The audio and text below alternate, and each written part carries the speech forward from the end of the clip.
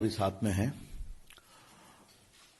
एक ऐसी घटना को कल क्लोजर मिला है बाटला हाउस कांड में, जिसने देश की राजनीति को पिछले 22 वर्षों से बहुत प्रभावित किया है।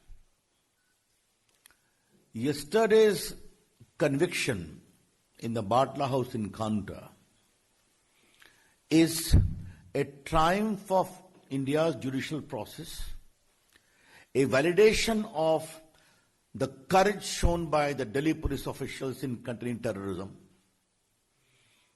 and a closure to the rampant vote bank politics which happened in the last 12 years. और आज मैं आपके सामने वही विस्तार से रखूंगा कि देश की सुरक्षा और आतंकवाद की लड़ाई के मामले में भी किस तरह से कांग्रेस पार्टी और बाकी विपक्षी पार्टियां आतंकवादियों के पक्ष में खड़ी हो गईं और दिल्ली के अंतर्गत एक भीषण आतंकवादी हमला हुआ था, उसमें पूरे पुलिस के हिम्मत को तोड़ने की कोशिश की गई। आपको मालूम है 13 सितंबर 2008 को दिल्ली में सिलसिलेवार धमाके हुए थे। ग्रेटर कैलाश में हुए थे, डिफेंस कॉलोनी में हुए थे, शायद कनॉट प्लेस में हुए थे, कई जगहों पर हुए थे। इसमें 39 लोग मारे गए और 159 घायल हुए। It was a deadly terrorist attack. स्वाभाविक है, भारत की राजधानी दिल्ली है, 30 लोग मारे गए, 159 घायल हुए। जब दिल्ली पुलिस को मालूम हुआ कि इसमें इंडियन मुजाहिदीन के लोगों ने यह काम किया है, उनको तलाश में लगे हुए थे और उनको मालूम हुआ कि जामिया नगर के पास बाटला हाउस में वो छुपे हुए हैं, तो पुलिस प्लेन ड्रेस में वहां कार्रवाई करने गई और 2 आतंकवादी मारे गए, 2 भाग गए और एक बहादुर पुलिस के इंस्पेक्टर, दिल्ली पुलिस के मोहन चंद शर्मा, उनकी गोलियों से मारे गए और 2 पुलिस वाले घायल हुए गंभीर रूप से, बलवंत और राजवीर सिंह। अब कोर्ट ने क्या माना है कल के फैसले में, जिसमें उन्होंने आरिज खान को दोषी पाया है कि भारत की एकता और अखंडता पर हमला था, यह आतंकवाद की घटना थी और लगभग 100 गवाहों की गवाही और इलेक्ट्रॉनिक एविडेंस के आधार पर उन्होंने पूरे इस घटना को सही पाया है।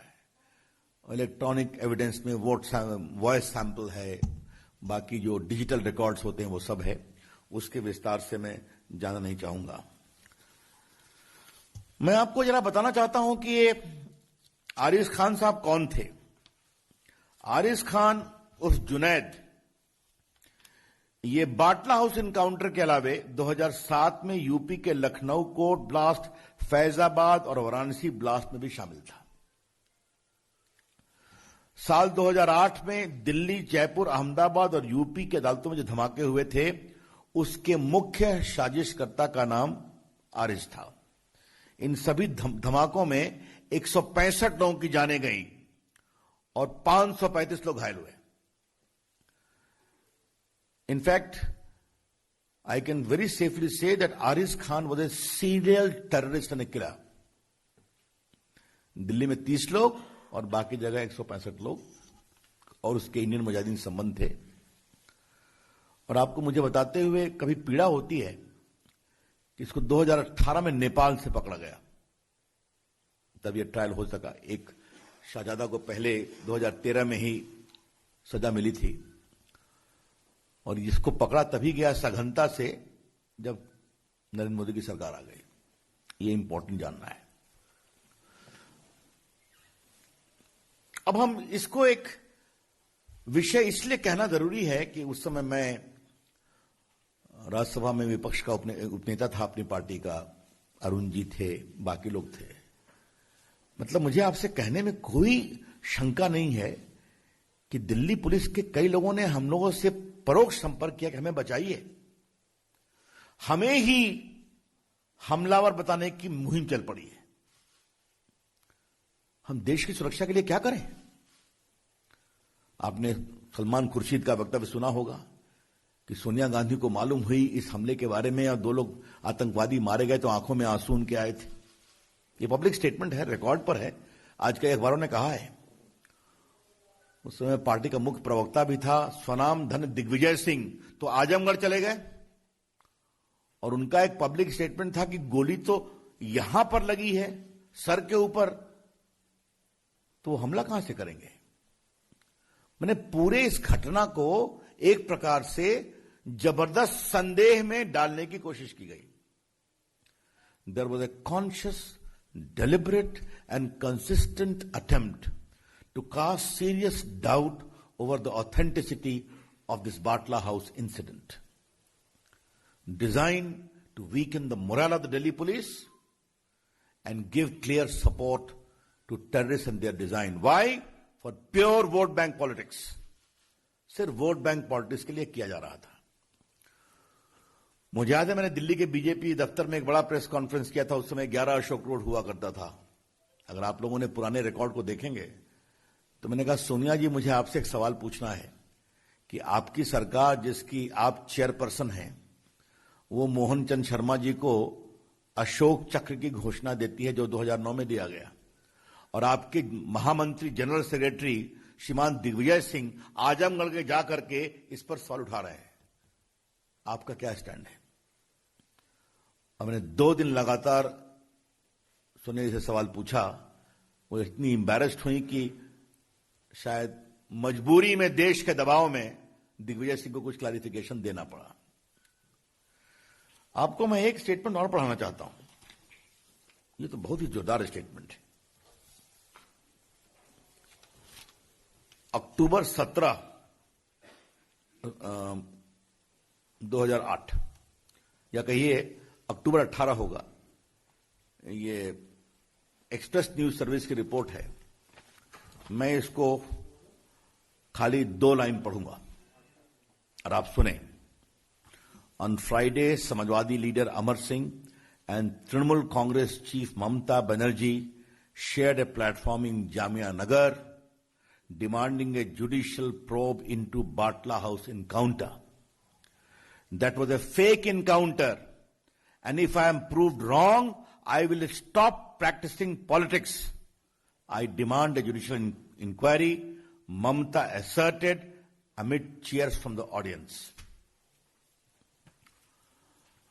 ममता बनर्जी जी 2013 में शाहजादे को जो एक्यूज थे उनको आजीवन कारावास हुआ, और जो मुख्य अभियुक्त थे उनको आज आरिफ खान जुनैद को सजा हो गई। 15 को वो कितनी सजा हो गई बताएंगे। ममता जी, आपका क्या कहना है?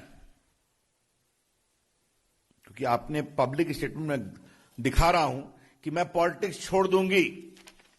उनका अक्टूबर 18, 2008 का स्टेटमेंट एक्सप्रेस न्यूज सर्विस का रिकॉर्ड पर है, आप देख लें। सलमान खुर्शीद जी, आपको क्या कहना है? अभी आपके आंसू निकल रहे हैं या सोनिया जी के निकल रहे हैं कि नहीं? आरिफ खान की सजा हो गई तो। और दिग्विजय सिंह जी, आपको क्या कहना है? यह बहुत ही गंभीर सवाल है। बाटला हाउस कांड को Samajwadi party, BSP, Congress party, left parties, Mamata ji, इन सबों ने नेशनल इश्यू बनाया था। यूपी के चुनाव में इश्यू बनाया था। और बाकी ममता जी ने क्या कहा मैंने आपको पढ़ दिया है। क्या मतलब है इसका? क्या वोट के लिए आतंकवाद के खिलाफ लड़ाई को इस तरह से कमजोर किया जाएगा? आपको एक विषय और जानना चाहिए। ह्यूमन राइट कमीशन गए, वहां ह्यूमन राइट ने दिल्ली पुलिस की कार्रवाई को सही पाया। फिर इन लोगों ने दिल्ली हाईकोर्ट में चैलेंज किया, दिल्ली हाईकोर्ट ने भी सही पाया। फिर लोग सुप्रीम कोर्ट भी गए, सुप्रीम कोर्ट ने भी डिसमिस किया। क्या हो रहा था? एक ऐसा आतंकी जो अपने नेटवर्क से 165 लोगों की हत्या में शामिल है। दिल्ली में 30 लोग मारे गए, 100 से अधिक लोग घायल हुए। इसकी कोई इज्जत नहीं है क्या? यह है बड़े सवाल। इसलिए हां, अच्छा किया पात्रा जी ने, केजरीवाल जी भी शामिल थे इसमें, मैं भूल ही गया। उनकी आवाज तो समानता कभी कमजोर नहीं होती ऐसे मामलों में। उन्होंने भी डिमांड किया था कि फेक इनकाउंटर है, और यह सब वोट बैंक पॉलिटिक्स के लिए हो रहा था। आज जब देश की न्याय प्रक्रिया के द्वारा एक बहुत बड़े आतंकवादी को यह बड़ी सजा मिली है, 100 से अधिक गवाही के आधार पर, साइंटिफिक एविडेंस के आधार पर, मेडिकल एविडेंस के आधार पर, तो क्या यह पार्टियां माफी मांगेगी? हम डिमांड कर रहे हैं, ममता जी, आज आप एक मुख्यमंत्री हैं, 1-1.5 महीने में क्या होगा देश जानता है आपका। क्या आप माफी मांगेंगी? Sonia Gandhi ji, will you apologise?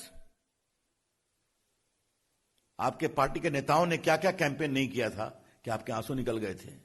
क्या आप माफी मांगेंगी? और बाकी चाहे वो सपा हो या बसपा हो, हम उनके बारे में भी कहना चाहेंगे। हां, केजरीवाल जी से ही पूछेंगे कि आपने भी कहा था, क्या देश के ऊपर आतंकवादी मामले में हम एक स्वर में नहीं बोल सकते? क्या यह सच्चाई नहीं है कि देश में आतंकवाद की जहरें बहुत गहरी हैं, सरहद के पार से हैं? मैं एक बात आज बहुत गंभीरता से पार्टी के फोरम से मांग कर रहा हूं। इन पूरे अभियान से दिल्ली पुलिस के हौसले में कितनी कमजोरी हुई आतंकवाद से निपटने में, इसकी जांच होनी चाहिए, और जांच होकर के देश के सामने बताना चाहिए। हमको मालूम है उस समय दिल्ली पुलिस कितनी घबराई हुई थी। ऐसा लगा कि दिल्ली पुलिस को एकदम मर्डर के रूप में दिखाने में, फेक इनकाउंटर के रूप में दिखाने में एक कैंपेन चल पड़ा था। हम जानते हैं उस समय हम लोगों ने सदन में उठाया था। The BJP demands today that a proper inquiry be made, that because of this sustained campaign by vested political interest, purely for vote bank politics, what was the impact on the morale of Delhi police in the fight against terrorism? कि अगर Delhi police का एक बहादुर inspector Mohan Chand Sharma मारा जाए, जिसको अशोक चक्र मनमोहन सिंह और सोनिया जी की सरकार ने दिया, उनके नेता पूरी दिल्ली पुलिस के खिलाफ हाथ धोकर पड़ गए। इससे बड़े शर्म की बात कोई हो सकती है क्या? इसलिए आज हमें लगा कि जब निर्णय हो गया है कोर्ट का, तो हम ये डिमांड करेंगे कि ये इंक्वायरी होकर देश के सामने उसको बताया जाना चाहिए। और पीड़ा की बात यह है कि एनएचआरसी की inquiry report, Delhi high court का dismissal validating the encounter, supreme court के डिसमिसल के बाद भी यह कार्रवाई चलती रही आज तक। तो ये वोट बैंक क्या होता है, इसकी एक बहुत ही शर्मिंदगी भरा ये प्रकरण था। तो मुझे लगा कि अब लोग पूछते हैं कि आपके समय में उनमें अंतर क्या है? आतंकवादी घटना कभी भी हो गलत है, निर्दोष लोग मारे जाए कभी भी हो गलत है, लेकिन एक अंतर है, वहां मुंबई हुआ, दिल्ली हुआ, बाकी हुआ। हमारे यहां कोशिश होती है तो सेना को और पुलिस को छूट है और वो प्रिएम्प्टिव तरीके से कार्रवाई कर देते हैं। अब उसका डिटेल मुझे बताने की जरूरत नहीं है। और कभी सरहद पर खुराफात करते हैं तो उरी का जवाब भी होता है और बालाकोट भी होता है, ताकि उनके हौसले कमजोर होते हैं। यह है अंतर। People who ask questions as to what is the difference you have been able to make in the Narendra Modi government, the reply is very simple. Terrorism any day is something to be condemned about. The nation needs to speak in one voice. But the difference is, then Mumbai happened, Delhi happened. Today, if they try, the police is given freedom to undertake preemptive strike. And their conspiracy and their cells are contained. And if they do something, then Uri is the response and Balakot is the response. to break their complete backbone. That is the basic difference. तो मित्रों, मुझे अपनी ओर से यही महत्वपूर्ण बातें कहनी थी और मैंने इसमें सारी बात फैक्चुअली कही है। कई चीजों को मैं स्वयं सदन में उठाता रहा हूं। तो आज कांग्रेस को जवाब देने का समय है। आज वोट बैंक की सियासत करने वालों के जवाब देने का समय है। आज उनके माफी मांगने का समय है। और आज के दिन दिल्ली पुलिस को किसने कमजोर करने की कोशिश की, उनके हौसले को, उसकी जांच करके उस जांच की रिपोर्ट को देश के सामने लाने की जरूरत है। आज के दिन मैं शहीद मोहनचंद शर्मा के बलिदान पर उनको विनम्र प्रणाम करता हूं। उनके पूरे परिवार के जज्बे को सलाम करता हूं। और जिस दिल्ली पुलिस के जवानों ने बाटला हाउस में संघर्ष किया और बहुत बड़े आतंकवाद से देश को बचाने की कोशिश की, उनके साहस को भी अभिनंदन करता हूं। धन्यवाद। Any questions now? धन्यवाद रवि जी। कोई प्रश्न प्रासंगिक?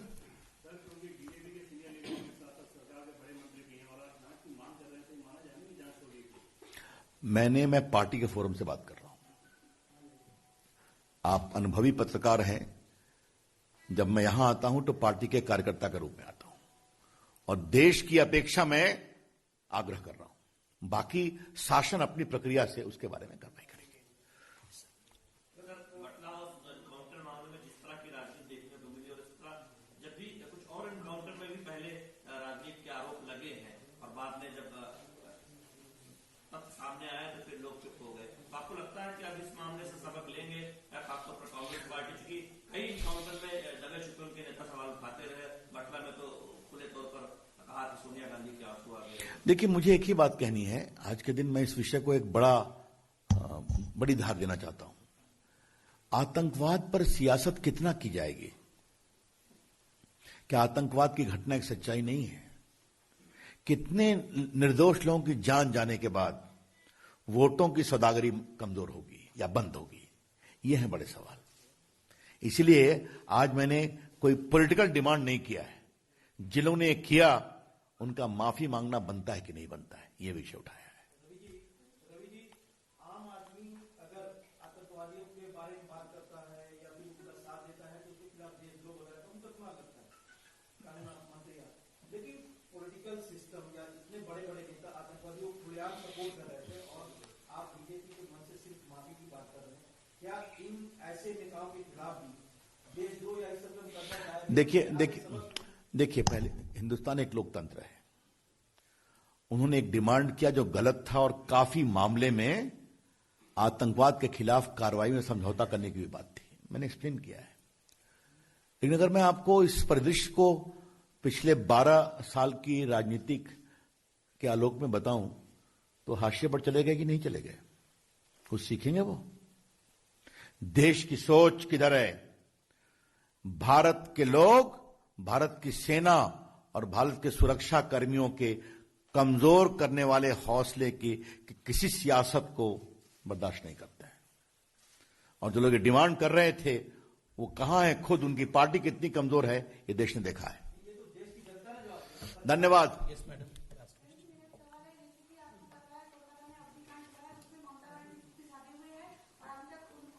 पार्टी के लोग वहां जवाब देंगे, जरूर देंगे। ये आज का विषय एक दूसरा है।